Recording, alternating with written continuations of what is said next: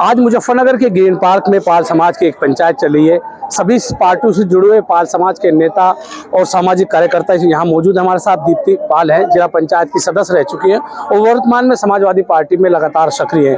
दीप्ति जी, आज पाल समाज का सम्मेलन में आप भी इसी समाज से आती है, किन मुद्दों को पाल समाज के क्या मुद्दे हैं जो यहाँ आज रखे जाना है इस पंचायत में? देखिए, सबसे पहले तो आपका बहुत बहुत धन्यवाद कि आपने मेरी जो है बात को जनता तक पहुंचाने का अवसर दिया। उसके लिए मैं बहुत बहुत आपका धन्यवाद देना चाहूँगी।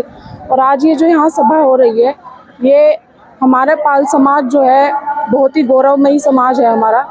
तो कहीं ना कहीं उनका जो दुख है वो इस मीटिंग में आज झलक रहा है, क्योंकि कहीं पाल समाज को सम्मान नहीं मिलता जल्दी से, एक तो कहीं उनको टिकट नहीं मिलता, कहीं उनको भागीदारी नहीं मिलती, तो कहीं उनकी मतलब हमारे पाल समाज का कोई बात सुनने वाला नहीं है। अभी मैं पाल समाज के लोगों से चर्चा कर रहा था, इन सब लोगों का कहना था, आम लोग थे कि पाल समाज को उनकी हिस्सेदारी किसी भी राजनीतिक पार्टी ने नहीं दी है।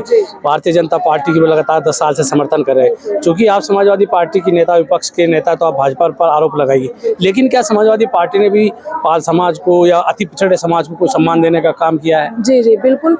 अभी आप देख लीजिए, अति पिछड़े में यहाँ हमारी बिजनौर लोकसभा से दीपक सैनी जी को टिकट हुआ है। पूर्व में जब हमारी समाजवादी सरकार थी, विजय बहादुर पाल जी को शिक्षा मंत्री बनाया गया था। जानकी पाल जी थी, उनको भी महिला आयोग का सदस्य बनाया गया था। और दीपचंद पाल जी थे, उनको भी मंत्री बनाया गया था। तो ऐसा नहीं है, राजा रामपाल जी को भी टिकट हुआ है। तो ऐसा नहीं है कि समाजवादी पार्टी में सम्मान नहीं मिला है, समाजवादी पार्टी में सम्मान मिला है। और मैं ये कहूँगी कि भाजपा में, अब आप देख लीजिए, भाजपा ने अभी तक यहाँ पाल समाज को कोई टिकट नहीं दिया है, उनको सम्मान नहीं मिला है। जबकि भाजपा को पिछले 10 साल से हमारा जो समाज है वो आंख बंद करके वोट दे रहा है। आज नेता के तौर पर आप नहीं है समाजवादी पार्टी के, यहाँ पाल समाज की महिला होने के नाते, सक्रिय कार्यकर्ता होने के नाते आप मौजूद हैं। तो पाल समाज को किस तरह की हिस्सेदारी मिलनी चाहिए थी जो सरकार को देनी चाहिए थी, नहीं दी गई, और पाल समाज उन मुद्दों को लेकर के, उन समस्याओं को लेकर के नाराज है? पाल समाज को अब जैसे लोकसभा चुनाव चल रहे हैं, तो कहीं ना कहीं पाल समाज को उम्मीद थी कि हमारी हिस्सेदारी लोकसभा में भी हो, हमारी हिस्सेदारी विधानसभा में भी हो, हमारी हिस्सेदारी जिले में भी हो। क्योंकि हमारा पाल समाज यहाँ पे 2 लाख के अप्रोक्सीमेटली जो है निवासित है, तो उसके हिसाब से हमारे पाल समाज को हिस्सेदारी मिलनी चाहिए। किस तरह की और हिस्सेदारी राजनीतिक आपने बात की, और किस तरह की हिस्सेदारी मिलनी चाहिए थी? तो समाज में एक आक्रोश बन रहा है राजनीतिक व्यवस्था के खिलाफ, राजनीतिक पार्टियों के खिलाफ। जी जी। अब आप देख लीजिए, जैसे सरकार चल रही है भाजपा की, तो आप देख लीजिए कोई मिनिस्टर भी नहीं है। पश्चिम की अगर आप बात करिए, तो क्या पश्चिम में पाल समाज नहीं है? पश्चिम में पाल समाज वोट नहीं करता है।